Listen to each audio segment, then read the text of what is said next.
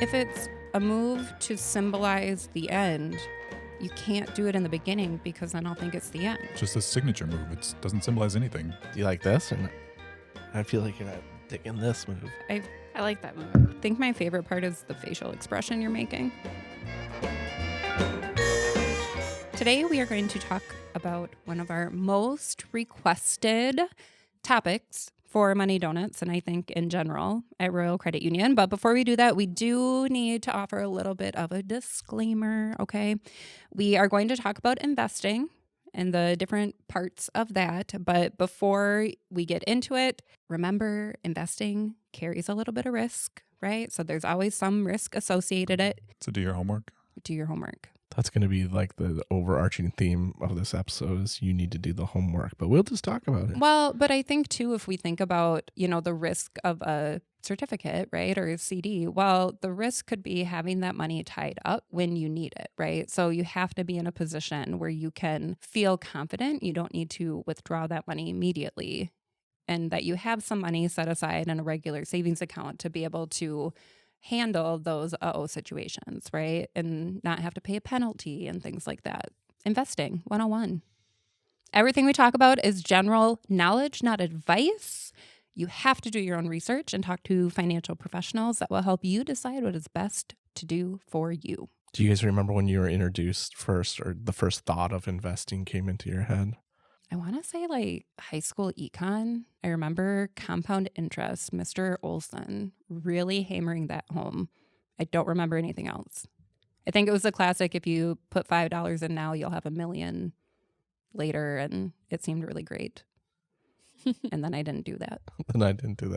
It's going to be my experience too, is I remember getting my first real job, and one of the other employees was like, just put something into your 401k, just a little bit, as much as you can, because it adds up. I wish I did that. And then I didn't listen to him. But now that's a lie. That's a lie. I did listen to him, and then I took all that money out years later when I needed it, I got penalized for it, which was a mistake. Mm-hmm. I'm glad we brought this up. It hurts my soul. All right. It's important to acknowledge the mistakes you've made, Stephen. Well, that's life, right? It's failing and learning from it. Getting deep now. Did you guys have your parents talk to you about investing, or did No. Wow. Mm-hmm. There was like this sense that it was something that really smart people did who were like Yeah. really well off. Like, oh, you have to have money to spare to invest it. Kind of. And I think you have to have a lot of money to spare Mm-hmm. to invest. Putting $10 aside doesn't make a difference, but it does in the long run. I don't think I was really introduced to the term or the concept of investing until college. And even now, I still feel like I don't really know a whole ton about it. And for me, and probably for a lot of others, investing can kind of feel intimidating because there's so many options. And how do you start learning about all the options? Like, where do you even begin?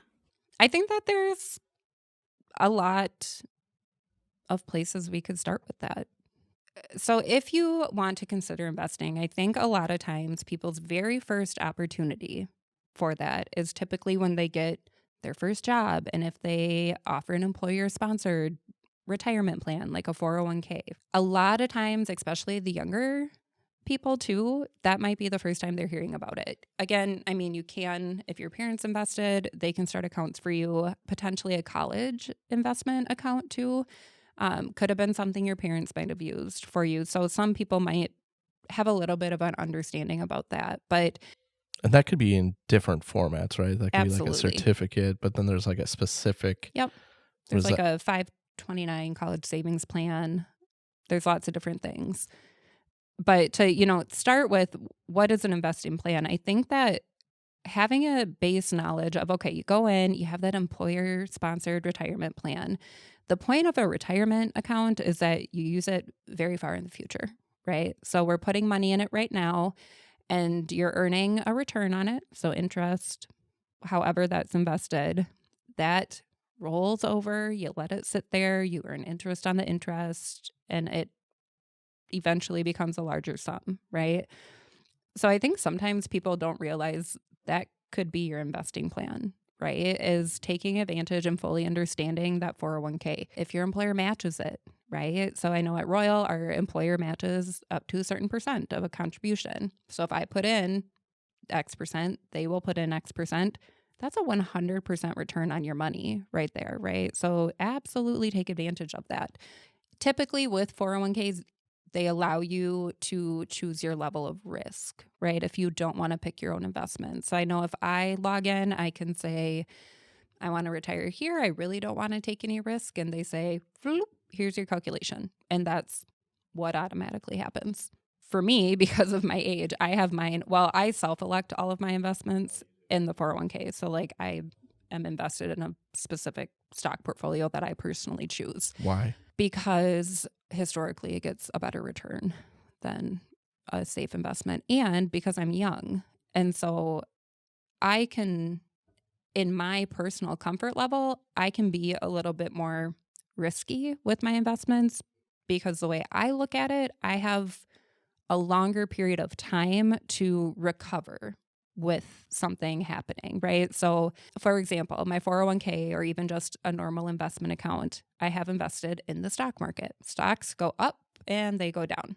When they go up, you make money. When they go down, you lose money. For me, being younger and having that long-term view, if the stocks go up, that's awesome. I'm going to make a little money. If they go down and I lose some, not great, but it'll even out over time, essentially, if you look at averages. So, and that's why it's important to kind of understand that there's risk involved, right? And when we talk about investing, you have to be set up to be okay taking that risk or being okay watching the ups and downs. Sounds good. Yeah. It's all making me very nervous. Here's the thing about investing. Okay. So savings, investing, so we talk about saving, right? We're putting money aside into an account for a rainy day.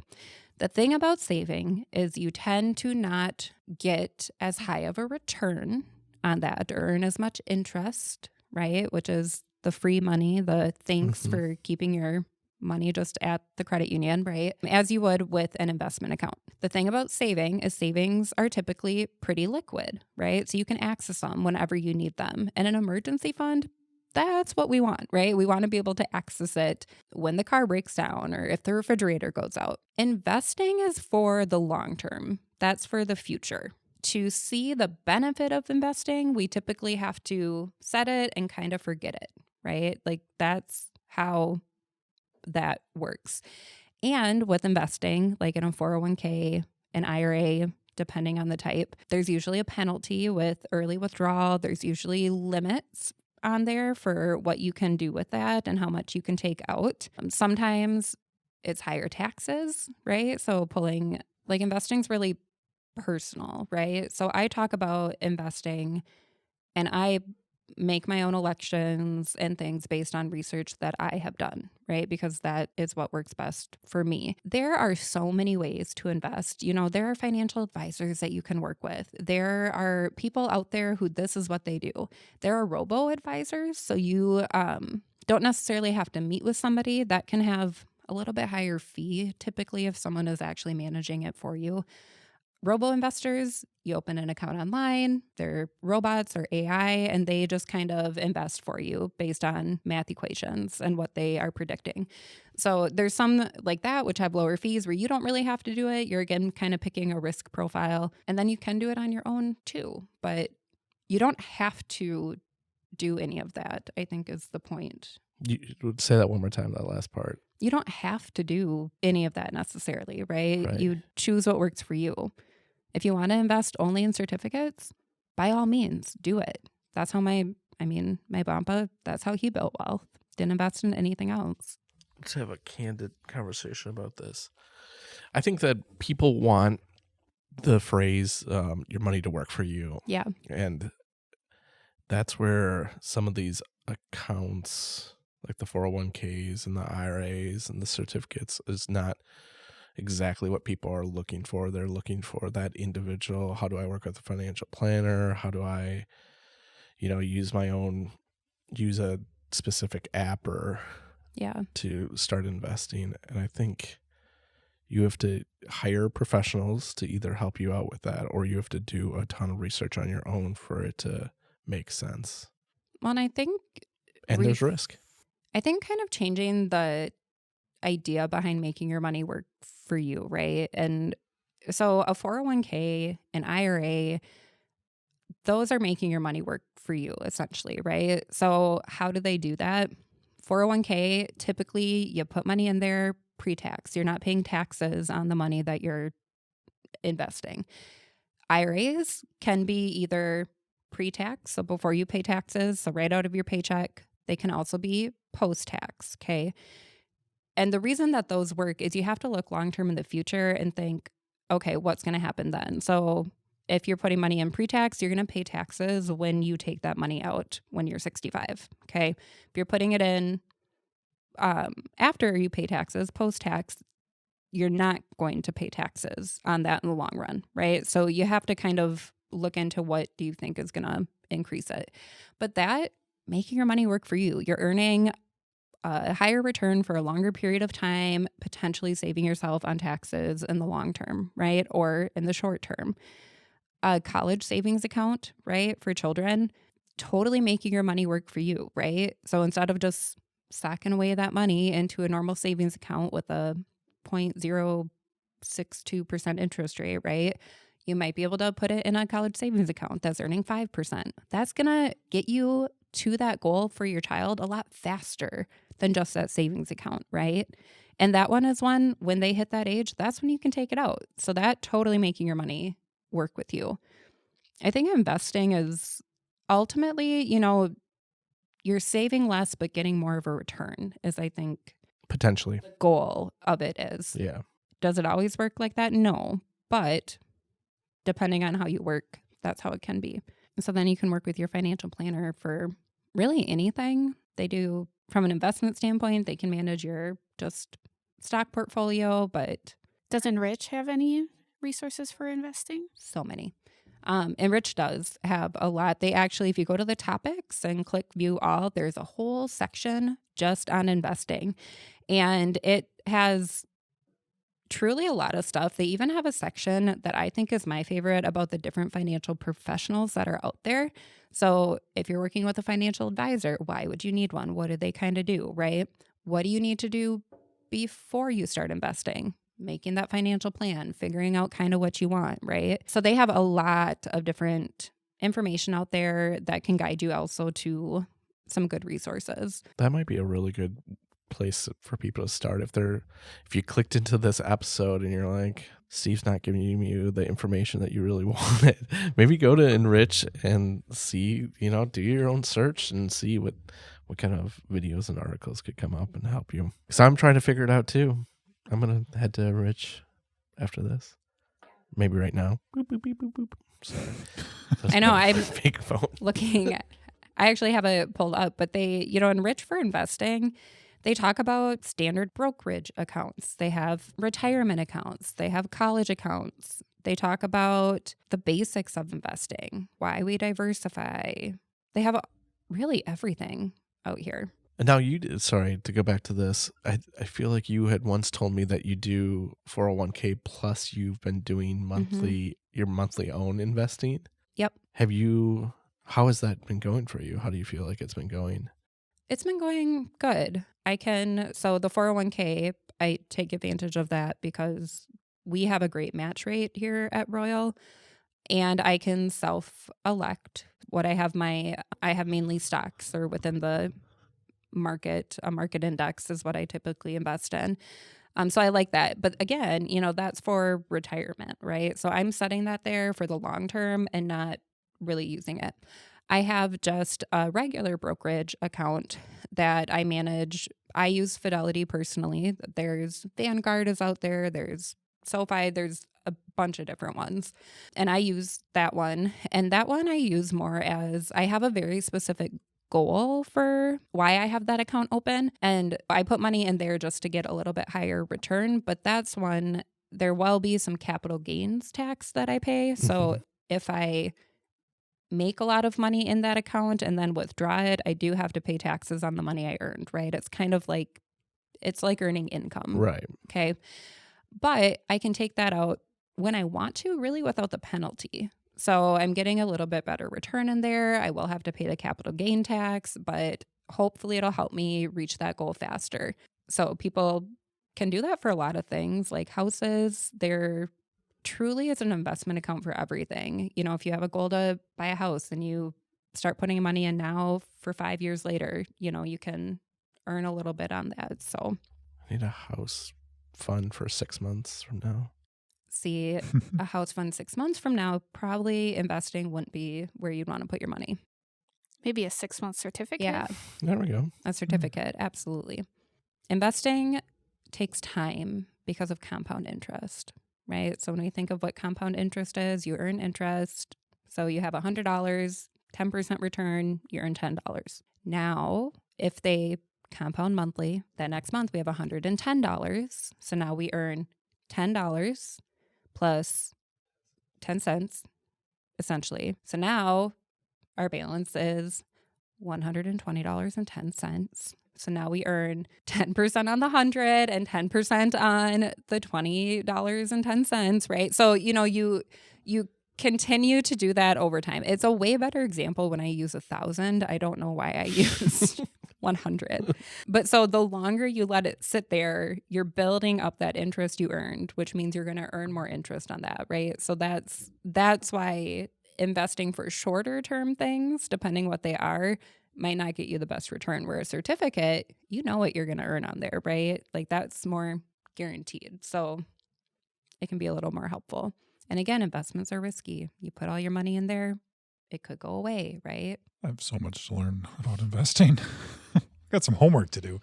Like, what does investing mean to all of you? For me, it is right now 401k and then personally dabbling in trading apps, Okay. like trading my own stocks, which I don't have that much knowledge on. And I'm just kind of, it's like the Wild West. Yep.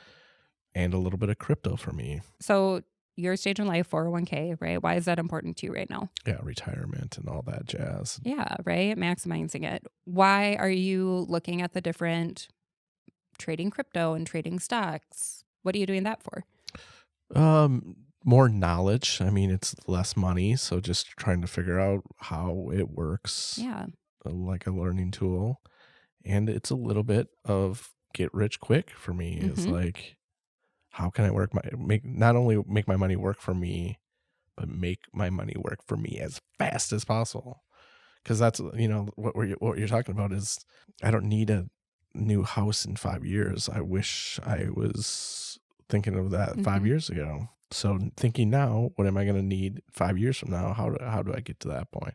Well, that's, you know, important too, doing I want to get money quick right now.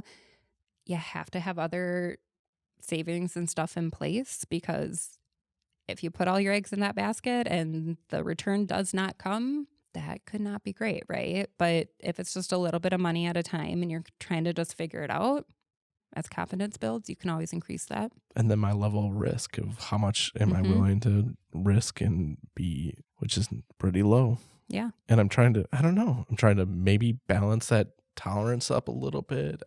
That's the thing is, like you said, we don't know. And I probably should talk to more people or talk to anybody, but I'm a lazy person with That's too what much to Enrich do. is for. I know, and I've been using it. James, what's investing mean to you right now?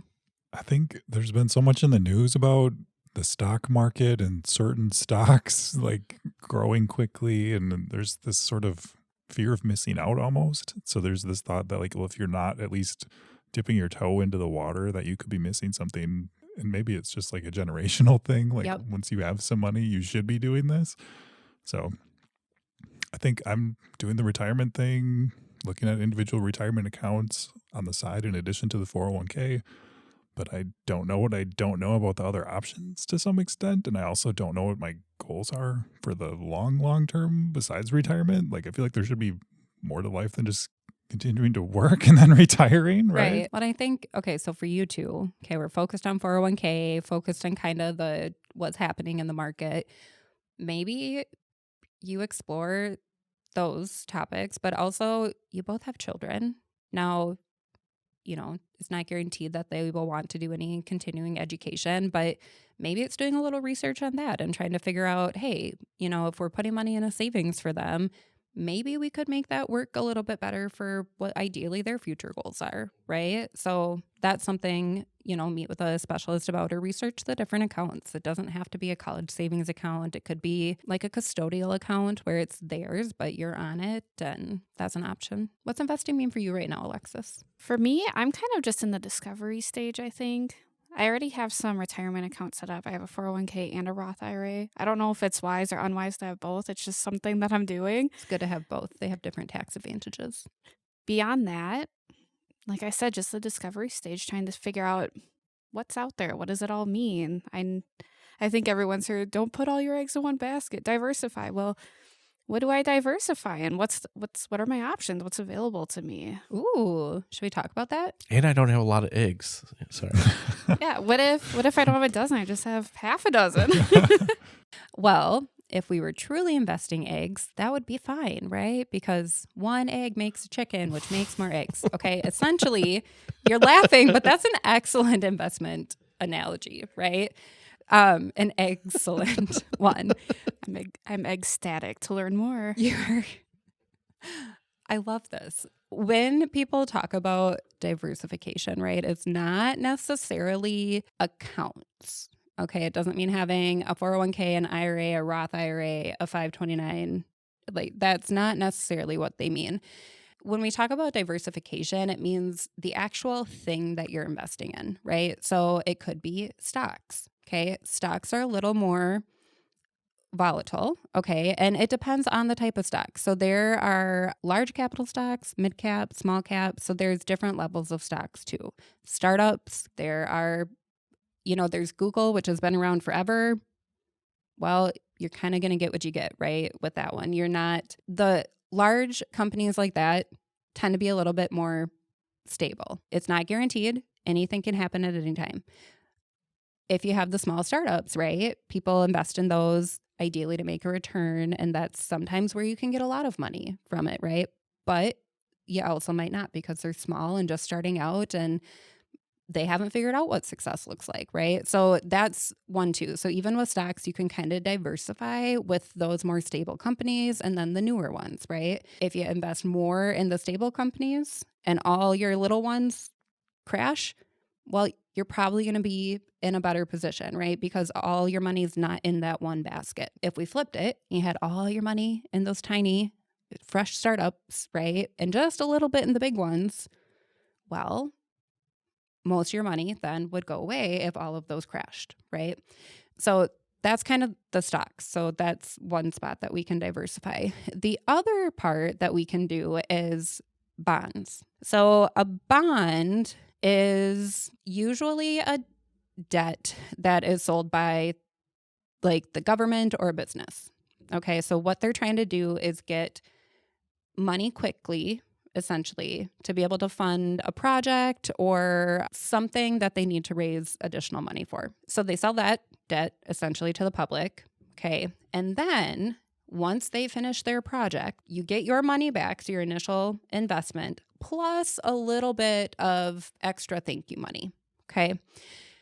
Those, again, kind of like stocks. You can invest in really stable ones that if it's a government bond, usually they return your money, right? With the business ones, you can get into that really stable companies, the more volatile companies, right?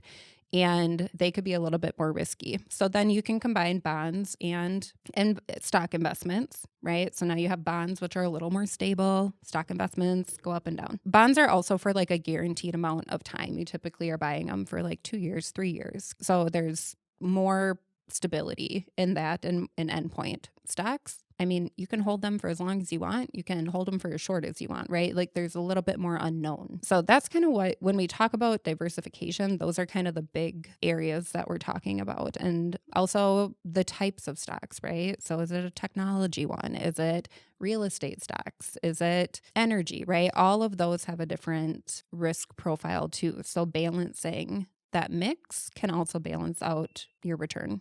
I think as another layer on that, there can be investments that have groups of stocks or groups of bonds or a mix of all of the above or any of the above. So there could be, you could purchase shares of an investment type that has shares of almost all the major stocks, for example, and it just sort of tracks the market performance over time. So if the market as a whole is doing well, your investment could be doing well. If it's not doing so well, maybe that's not doing well either. But so you can look at it like from a micro, from a macro, like there's layers. So layers on the basket. There is. Well, and with those too, so like an index fund is typically what we would call something like that. There's a couple other terms for it. But so like an index fund, if we use the example of the S&P 500, okay, so that's the top 500 companies in the world and the US, it depends. Those companies are big, they make a stable return, you tend to do pretty well, right? If one of those companies just all of a sudden crashes, usually they just remove that company and replace it with another one. So when you invest in things like that, you're automatically kind of diversifying, but also creating a little bit of stability, right? Because your eggs aren't all in that one company and they're typically going to remove it and replace it. That's not always the case. It depends on the index fund. It's important to do the research, but that can be a way if you're really nervous about stocks and stuff, could be worth talking to your financial planner or researching those a little bit and having an understanding. Same with bonds. You can buy chunks of bonds. So it could be a mix of government and business. Kind of helps to even out that risk factor. Like this probably goes with the groups of funds thing. So like one common way that investments are packaged or grouped together is by a target retirement date. So that kind of comes back to the portfolio and diversification. If you are like, I know I have to have a 401k. This seems like a good idea. I know the year that I'm going to retire. So there's a target retirement date of 2070, for example, is when I'm thinking of retiring, not me personally. But like, for example, then you would be like, okay, just invest everything into that target retirement fund.